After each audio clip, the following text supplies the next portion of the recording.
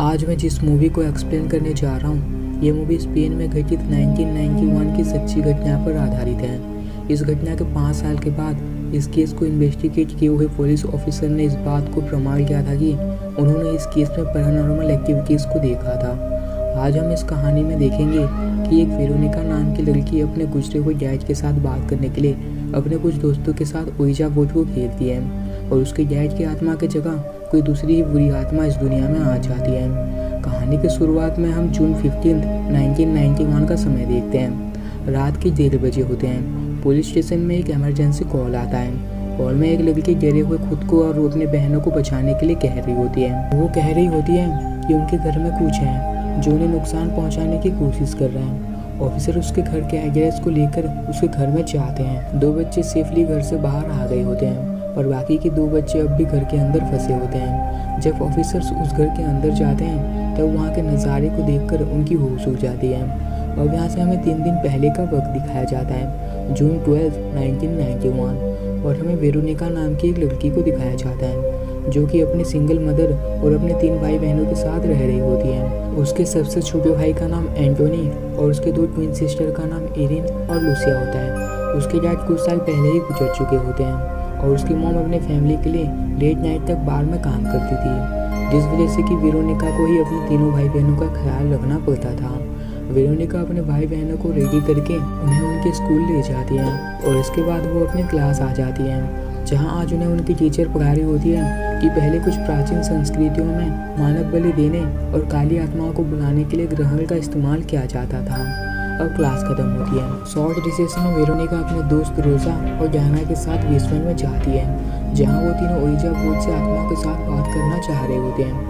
Veronica अपने गुजरे हुए डैड के साथ बात करना चाहती थी और डायना अपने मरे हुए बॉयफ्रेंड के साथ बात करना चाह रही होती है, जो कि कुछ साल पहले ही एक कार एक्सीडेंट में मारा गया होता है। और वो तीनों कुछ कैंडल्स को जलाकर ओइजा बोर्ड के बीचों बीच एक कांच का ग्लास रखते हैं और उसके ऊपर अपनी अपनी उंगलियां रखते हैं और वो तीनों अपनी आंखें बंद करके पूछते हैं, क्या हमारे साथ यहाँ कोई है?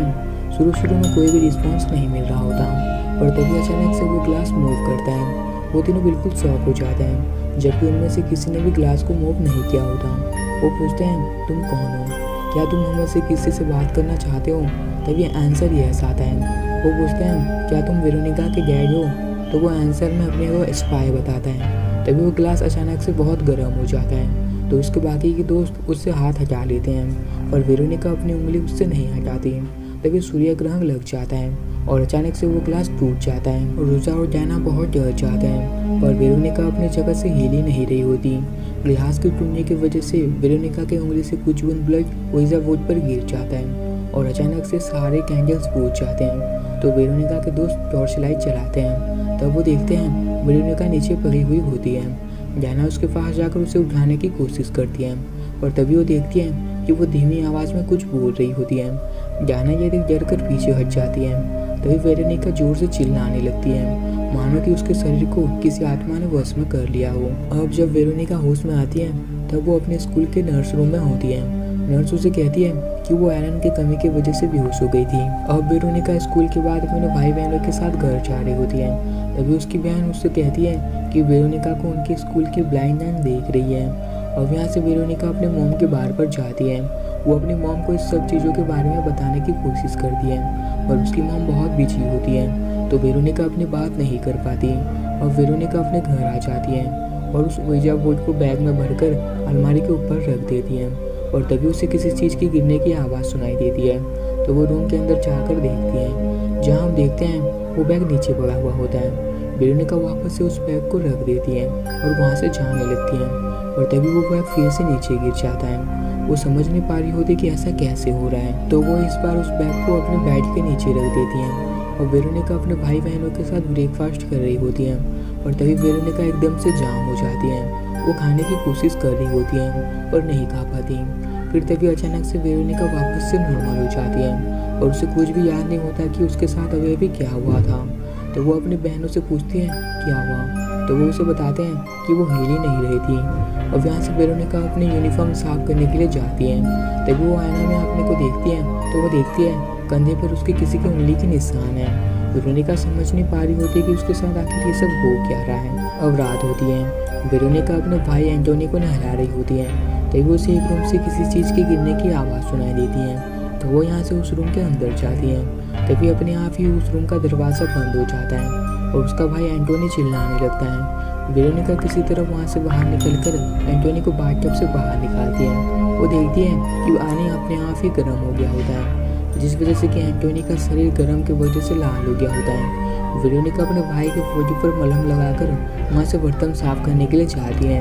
तभी बीच में वहाँ का टीवी अपने आप ही ऑन हो जाता है। तो वेरोनिका टीवी को बंद करके वहाँ से अपने रूम में सोने के लिए जाती है। कुछ देर बाद जब वो सो रही होती है तभी उसे बेड के नीचे से कोई धक्का देता है और उसके बाद उसकी अलमारी अपने आप ही खुल जाती है। वेरोनिका अलमारी के पास जाती है। तब वो देखती है कि उसके तीनों भाई बहनें किसी चीज़ से जलकर छुपे हुए होते हैं। तभी कोई वेरोनिका का नाम को लेकर उसे बुला रहा होता है और हम यहाँ देखते हैं कि ये और कोई नहीं बल्कि उसके मरे हुए डैड होते हैं। तभी पीछे से कोई एक क्रेचर उसे खींच लेता है और अचानक से वेरोनिका नींद से जाग जाती है, यानी कि ये सब बस उसका एक सपना होता है।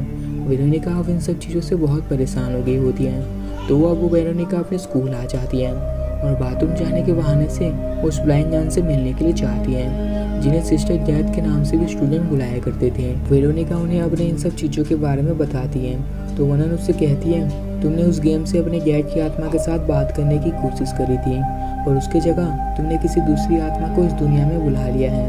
अब तुम्हें ही उससे अपने भाई बहनों को बचाना होगा। अब स्कूल के बाद वेरोनिका अपने घर के सारे रूम पर विकिंग सिंबल बनाकर टांग देती है ताकि कोई भी बुरी शक्ति उनके घर के अंदर ना आ पाए। अब रात होती है। वेरोनिका अपने भाई बहनों के रूम में जाती है ये देखने के लिए कि वो सब सो गए हैं या नहीं। उसे तसल्ली मिलने के बाद वो वहाँ से जाने लगती है।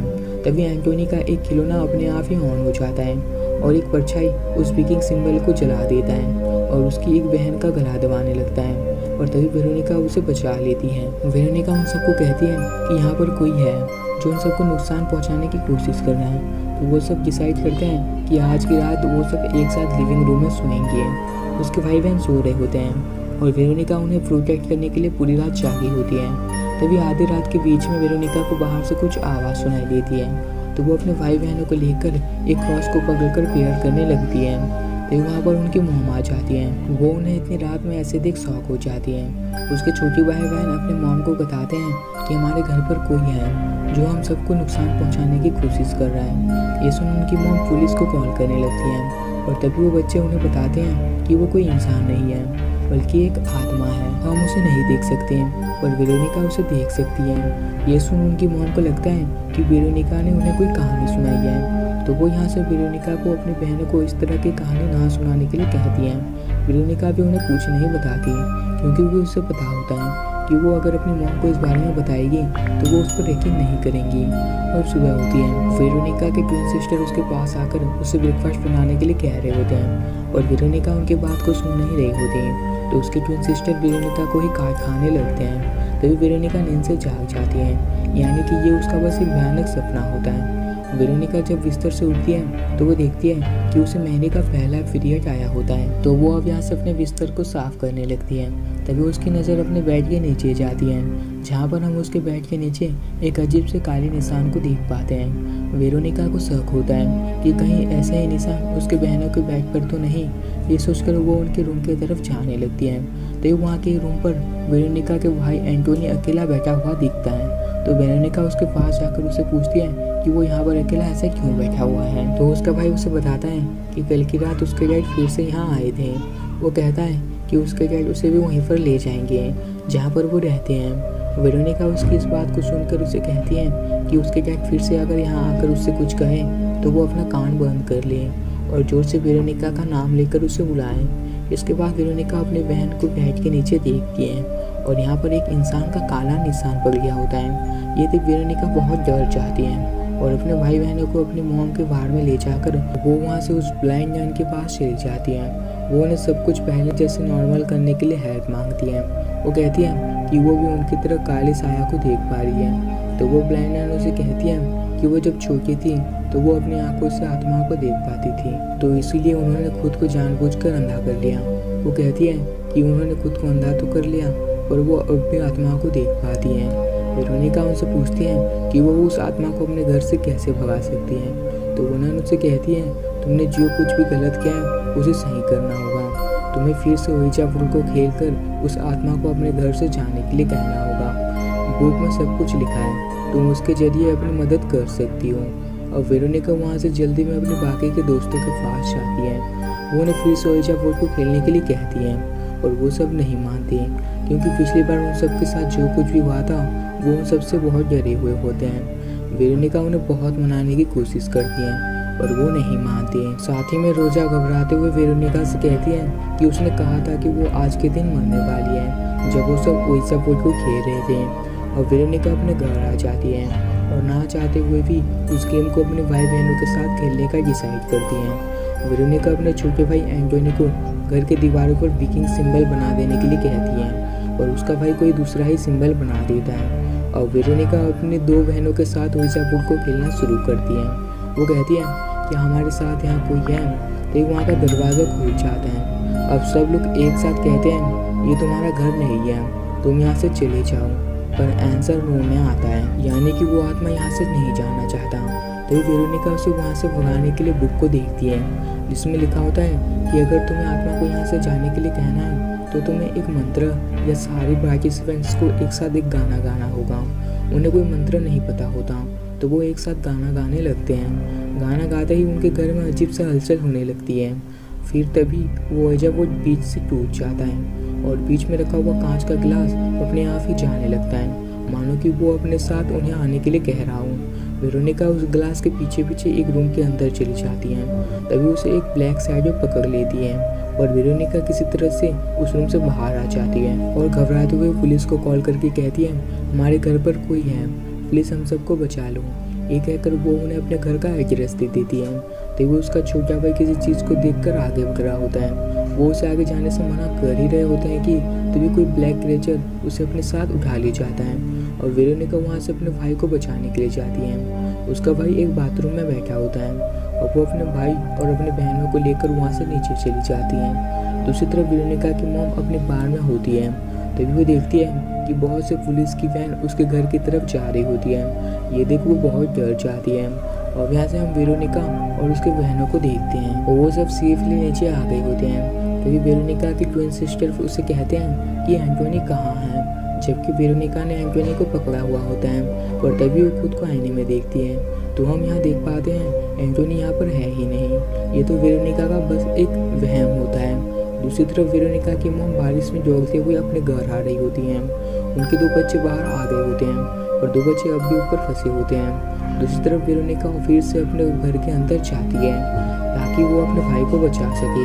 तभी अचानक से वो एक आईने में टकरा जाती है तो वो एक कांच के टुकड़े को अपने साथ रख लेती हैं। कुछ देर ढूंढने के बाद एंटोनी उसे एक अलमारी के अंदर बैठा हुआ मिल जाता है। वो उसके पास जाकर उसे अपने साथ चलने के लिए कहती है पर एंटोनी उसके बात को सुन नहीं रहा होता। वो उसके साथ जाने से मना कर देता है। तभी वेरोनिका अपनी कई बात याद करती है कि उस दिन उसने एंटोनी से कहा था कि वो क्रीचर फिर से अगर तुम्हारे पास आए तो तुम अपने कान बंद कर लेना और मेरा नाम लेना। और एंटोनी अभी वही कर रहा होता है। तभी वेरोनिका खुद को आईने में देखती है और यहाँ पर हम समझ पाते हैं कि उस दिन ईरिन का गला वेरोनिका ने ही दबाई होती है, यानी कि वही शुरू से उसके भाई बहनों को नुकसान पहुँचाने की कोशिश कर रही थी, जिससे कि हम समझ पाते हैं कि वेरोनिका ही वो आत्मा है। ये जानकर वेरोनिका खुद को मारने की कोशिश करती है और तभी वो क्रिएचर उसे रोक लेते हैं और खुद उसे मारने लगता है। तभी वहाँ पर पुलिस आ जाती है और वेरोनिका को हवा में देख बिल्कुल शॉक हो जाती है। कुछ देर बाद वेरोनिका नीचे गिर जाती है और वहाँ से एंटोनी को बचा लिया जाता है और वेरोनिका को हॉस्पिटल भेज दिया जाता है। वो ऑफिसर बहुत शॉक हो गए होते हैं। तभी वो नीचे वेरोनिका के फोटो को पड़ा हुआ देखते हैं और इसी दौरान वो फोटो अपने आप ही जलने लगता है। तभी उस ऑफिसर को कॉल आता है जहाँ पर उनका एक कलीग बताता है कि वेरोनिका की मौत हो गई और इसी तरह से ये कहानी यहीं पर ख़त्म हो जाती है। ये फिल्म स्पेन की पहली पुलिस रिपोर्ट की सच्ची घटना पर आधारित है, जहां एक पुलिस ऑफिसर ने प्रूव किया था कि उन्होंने पैरानॉर्मल एक्टिविटीज़ को देखा था। इस केस को इन्वेस्टिगेट करने के दौरान 2 पुलिस ऑफिसर की तबीयत खराब होने लगी, जैसे कि चक्कर आना, मन मचलना। वो 2 हफ्ते तक बीमार रहे थे और इस केस के 1 महीने के बाद एक ऑफिसर ने खुद का ट्रांसफ़र करवाने के लिए रिक्वेस्ट किया था। जाने से पहले वीडियो को लाइक और चैनल को सब्सक्राइब करके बेल आइकन प्रेस करना मत भूलना, ताकि आप हमारे और भी आने वाले एक्सप्लेनेशन वीडियोस को देख सकें। और आपको ये कहानी कैसी लगी कमेंट करके ज़रूर बताना। Thank you for watching.